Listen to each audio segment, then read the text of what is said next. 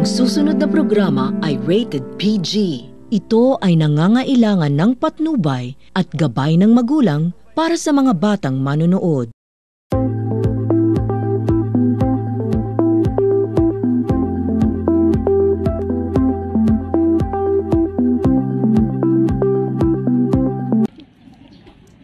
Noong araw, ang daigdig ay tila isang paraiso dahil sa kapayapaan.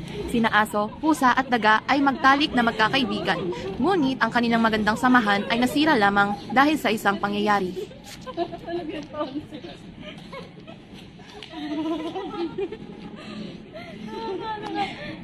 Tingnan niyo, may buto.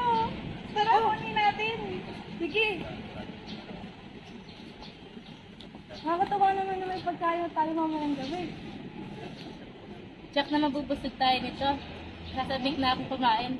Oo nga. Tara, uwi na tayo. Tara. Sige. Nasaan ang mga buto? Bakit wala? Wala sila yung mga buto. Nagugutom na ako kanina pa. Wala akong nadatnan. Hindi ko alam. Ikaw, daga, may nadatnan ka ba? Ikaw ang eh. Wala akong nadatnan, huwag mo ako pagbintangan. Eh, doon nasa na yun. Nagugutom na ako. Hindi ko alam, hindi ko yung ninakaw. Sigurado ka ba? Sigurado ako.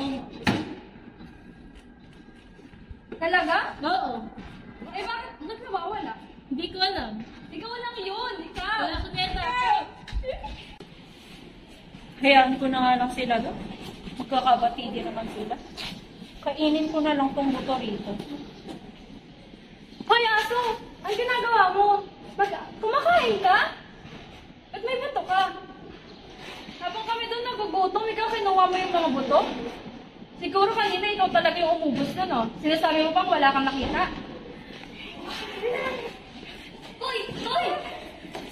Maghiwalay nga kayo! Tanggalin niyo yung galit sa Edsa! Ikaw dun ka! Ikaw naman dun ka!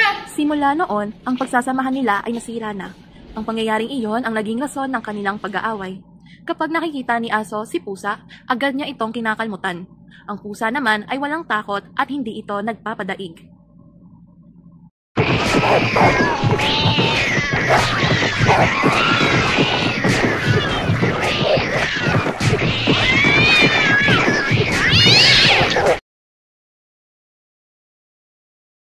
Tuwing makikita naman ng pusa si daga ay hahabulin niya ito hanggang sa mawala ito sa kanyang paningin. At dahil sa takot ni daga ay papasok ito sa kanyang lungga at lalabas lamang kapag wala na ang pusa sa paligid. Taga! Lagot ka sa akin pag nawakan.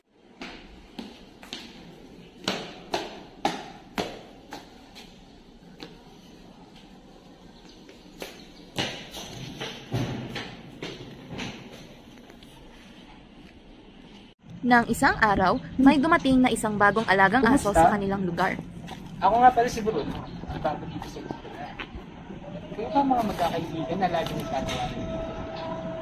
Bakit? Hindi nag-aaway? Oo kami yun. Pero dati na. Dahil, pag may pinag-awayan kami. Ano naman ang problema? Nasira ang samahan namin dahil sa pito. Kung ganun, gusto na pala ang problema. Anong pala? Paano kung maghanap tayo ng maraming mga buto? Talaga? Pwede bang mangyari yun? Oo naman. O paano? Tara na.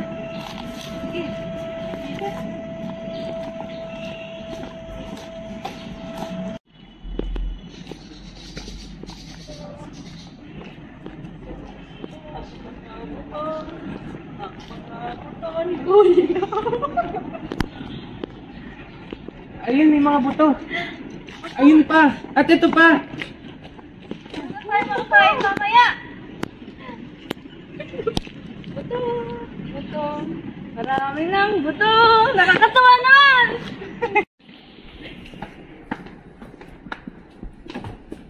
Buti na lang ay makakain na tayo dahil kay Bruno. Oo, hindi na tayo ngayon masyado magugutom. Kaya nga salamat Bruno. Wala ka naman. Halika na, kumain na tayo. Etong sa'yo, etong sa akin, at ito naman ang sa inyo. Mula noon, ang tatlong magkakaibigan ay nanatiling magkakasama at mas pinahalagahan nila ang bawat isa.